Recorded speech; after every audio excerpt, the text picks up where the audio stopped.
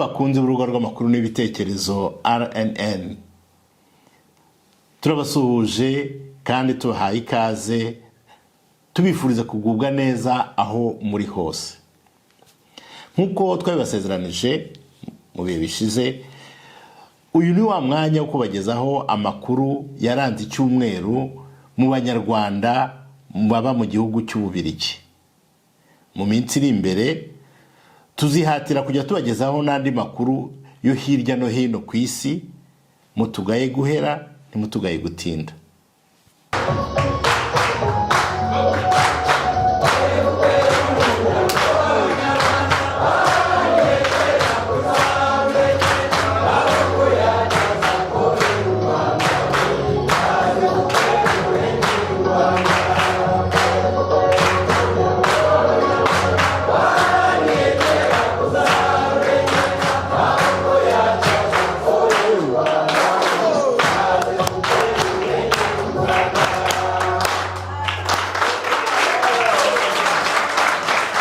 Uyu munsi amakuru yacu akaba ari bwibande ku mwiherero ngarukamwaka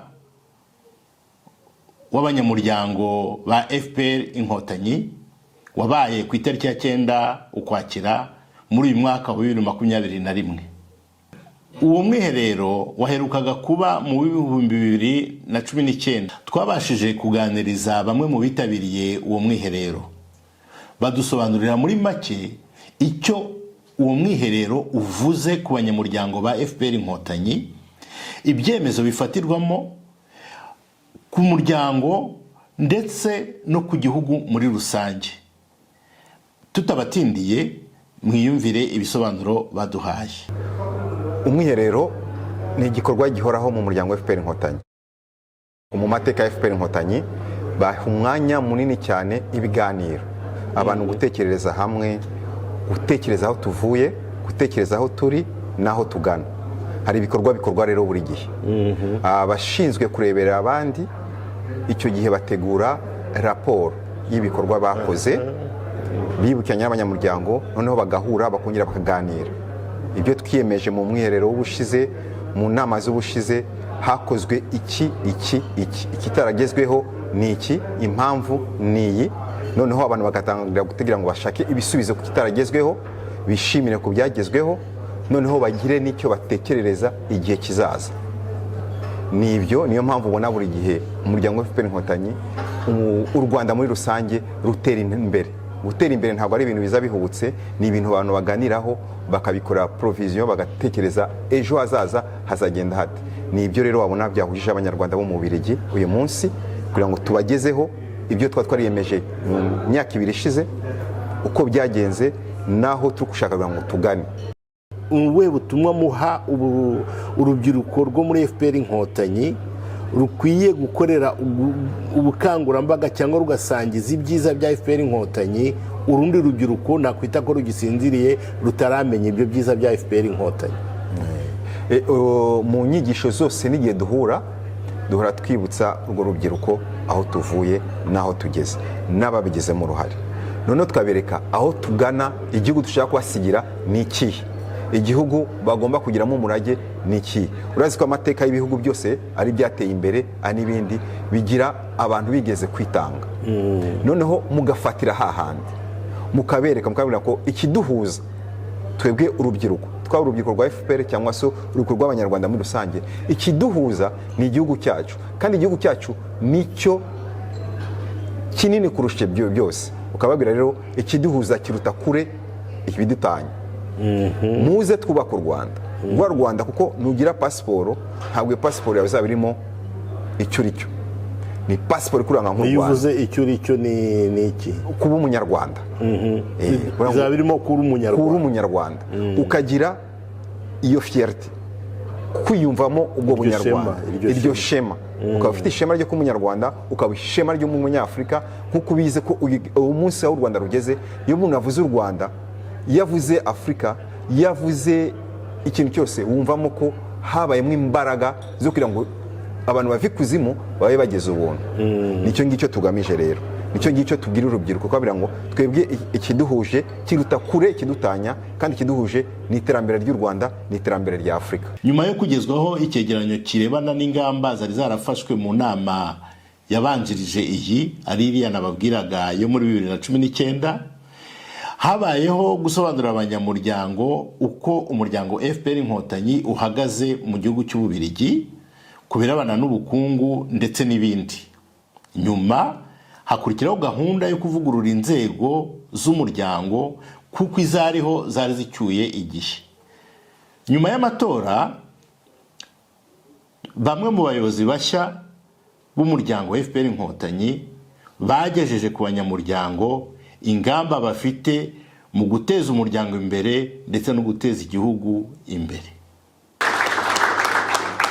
Urubyiruko sinduvugaho amahame ya FPR uyu munsi n'urubyiruko.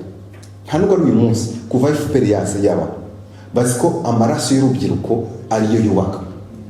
Nayo mpamvu buri gihe muzamubona renouvellement, amaraso mashya. Ibihe bikomeye u Rwanda rwaciyemo rwagize abantu bagira ngo rugere heza. Hariho n'abandi mu mahanga cyane bagifite kumva ko u Rwanda rugomba gusubira hahandi. Ntabwo ariho turi rero. Niyo mpamvu twahuye, niyo mpamvu dushyira urubyiruko imbere, kuko dukoma imihigo yacu no kujya imbere kandi tuzahagera. Abantu bari mu mahanga batareba inzira tugezemo, bo bafitiye ubutumwa. Nibyo nari ntangiye kubabwira, kubera ko hari abantu baheranywe inyuma n'amateka, bagifite urwibutso rw'ibihe bya nyuma y'amateka mabi twagize u Rwanda, ariko batatera imbere. Iyi si iri gutera imbere kandi tugomba kujyana nayo.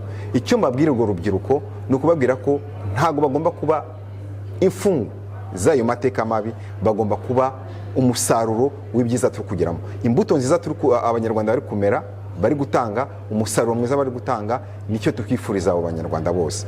Ni ukuvuga ko nidushaka gusubira inyuma mu gihe abandi bari gutera imbere, twebwe tukajya mu mateka mabi twahisemo, ntabwo bishobora kuzaduteza imbere. Ahubwo ibyo bibi twaciyemo ni gute dushobora kubibyaza umusaruro, nacyo rero kigamijwe kugira ngo dukomeze tuganiraho. Nta kintu gitera ishema nko kumva amateka yawe. Iyo wumvise amateka yawe ukomoka mu mizi yabyaye umusaruro, ni byiza cyane.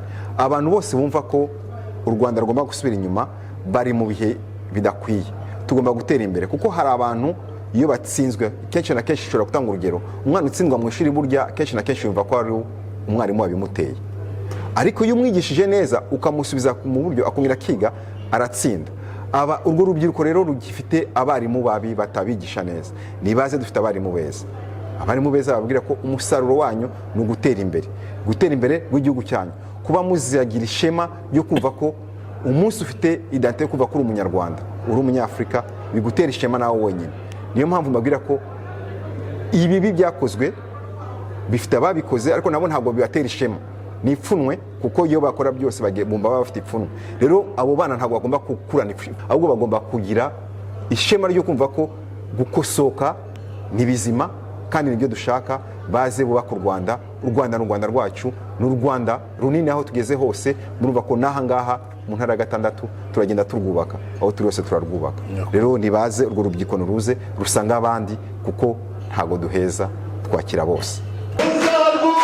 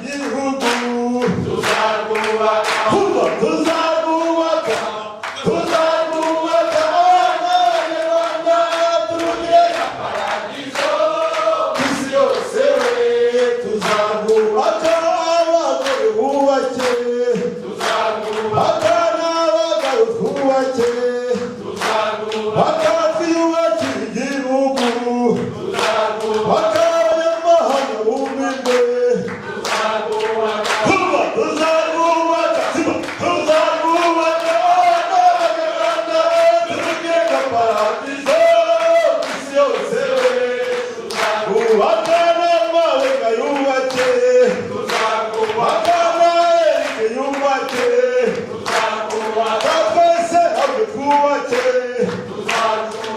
n'ab'inyuma mwubake akazi yubakiye igihugu kuba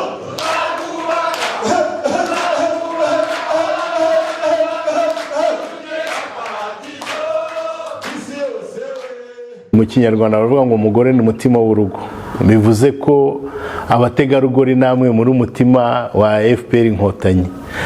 Wakangurira ute abandi bategarugori bataramenya ibyiza bya FPR Inkotanyi? Wabakangurira ute?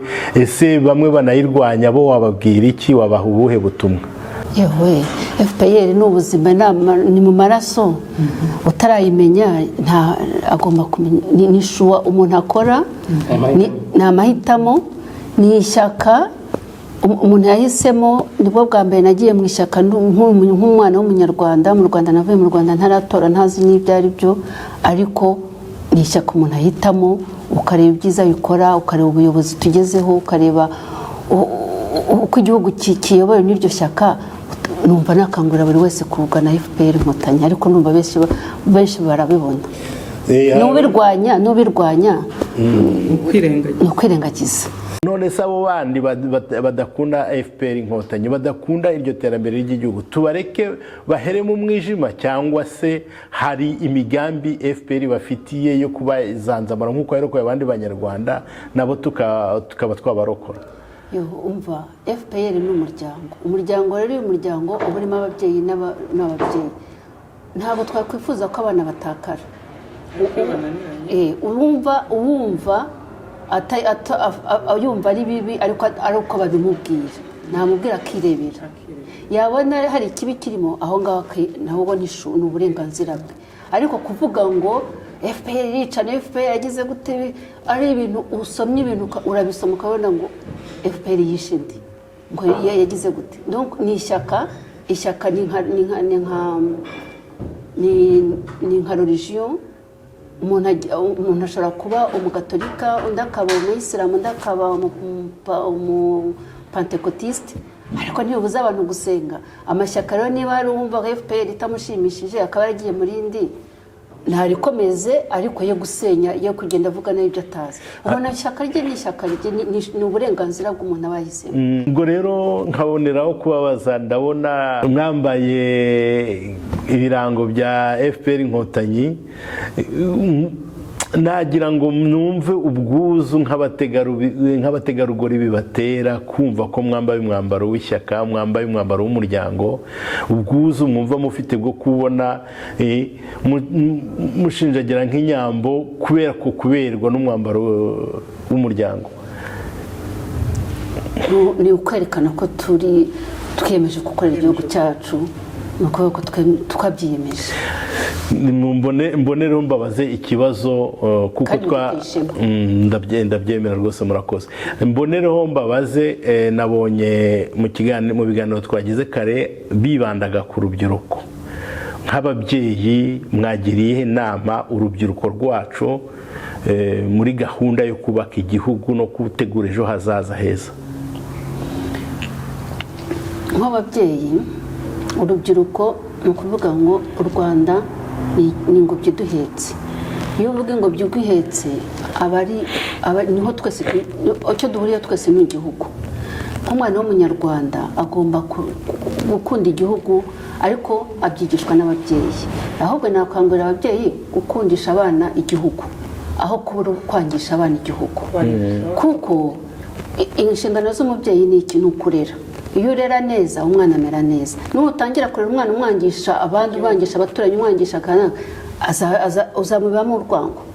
Ariko nk'ubu ababyeyi bavuze bati u Rwanda ni igihugu cyiza, abana b'u Rwanda nimuze mukunde u Rwanda, abana bazarukunda. Abana badukunda u Rwanda no kubera ababyeyi.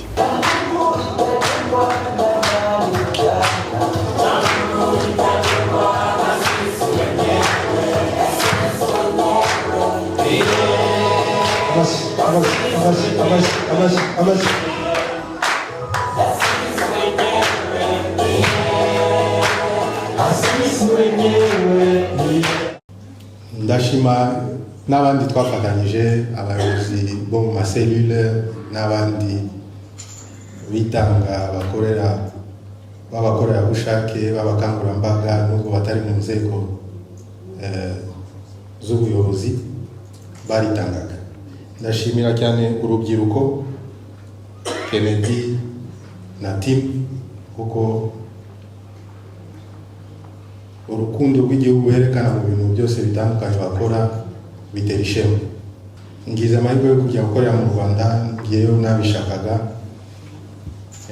ntabwo ari kure, ubwo igihe cyose muzajya muza mungutse undi muntu i Kigali, nzakomeza no kubabera umuvugizi.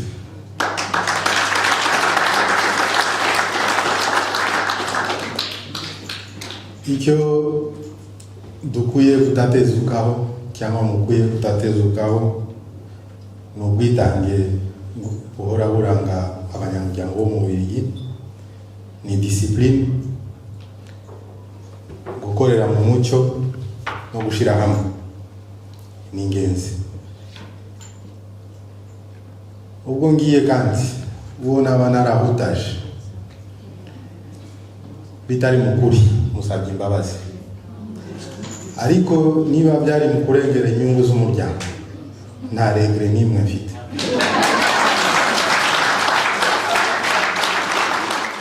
Murakoze, mwarakoze, mwarashigikiye benshi muri mwebwe n'abacecetse n'abatari hano, ariko sinari kubishobora tutari kumwe, tutafatanyije.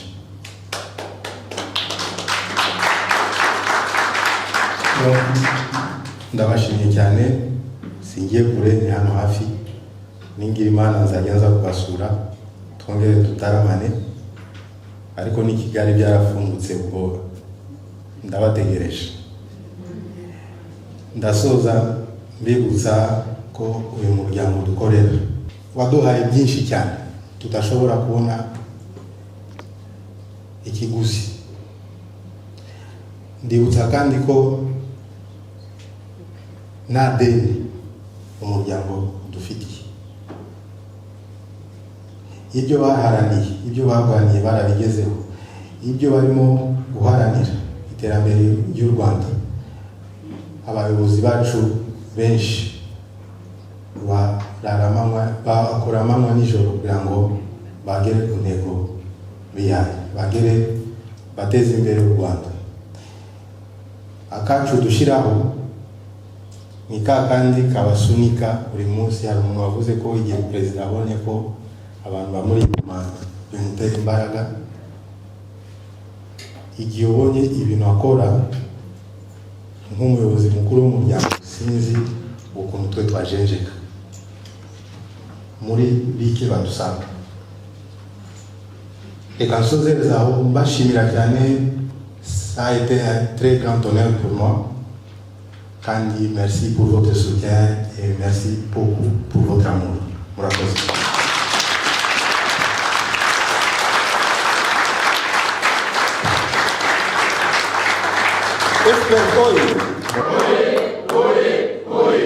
Burya umugabo musozi ubutumwa bw'abamutumye abantu murava mu byakora byose mu bana b'u Rwanda. Icyo mubona yari yitanze. Nasanze musobanutse kandi mwagize ibiganiro byiza, ibiganiro byubaka, ibiganiro bitanga icyizere yuko duhari kandi tuzakomeza kuba turiho. Nicyo dushaka rero, kuko nkuko mubizi FPR ni moteri y'iterambere y'igihugu cyacu.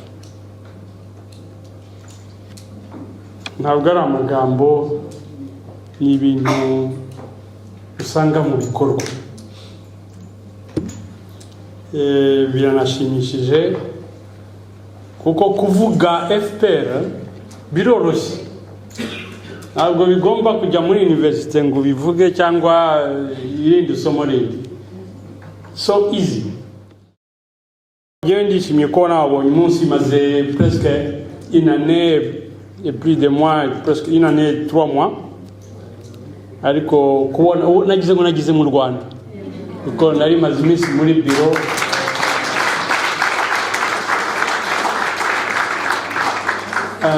hari ibintu byinshi bisigaye biba ku gihugu cyacu birirwa dutera hejuru hirya no hino, ariko FPR irahagaze nk'uko mubizi, ntawe uyivugiramo. Ntabwo duhangayitse pe, kandi tuzabicamo, tuzabikemura byose twitonze n'ubushishozi bwose, na mwarimu wacu udasiba kuduha impanuro n'impamba yo gukomeza kwiyubaka ngo dutere imbere. Muri uyu mwanya rero nagira ngo cyane cyane mbashimire chairman wanyu Eric Ngabo.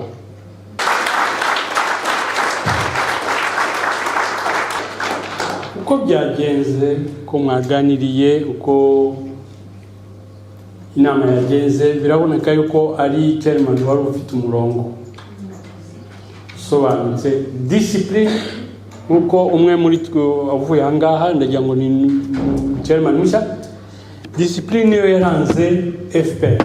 Dushobora kugira ibibazo hirya no hino, ariko discipline, nyaboneka urebe inyungu z'igihugu mbere yo gushyira inyungu zawe imbere. Bakunze urubuga rw'amakuru n'ibitekerezo RNN, turabashimira cyane kuba mwadukurikiye, kandi turabashimira ibitekerezo mudahwema kutugezaho n'inama mudahwema kutugira. Inama n'ibitekerezo byanyu ni iby'agaciro kanini kuri twebwe. Muzajye mukomeza mutugira inama, mudukunde, mudukundisha abandi, kandi mubasangize aya makuru tuba tubagezaho. Igihe cyose mukeneye kutugira inama, imirongo murayimenyereye ni ya yindi nk'uko igaragara hano hasi. Mukomeze rero, mugubwe neza, kandi mugira amahoro y'Imana.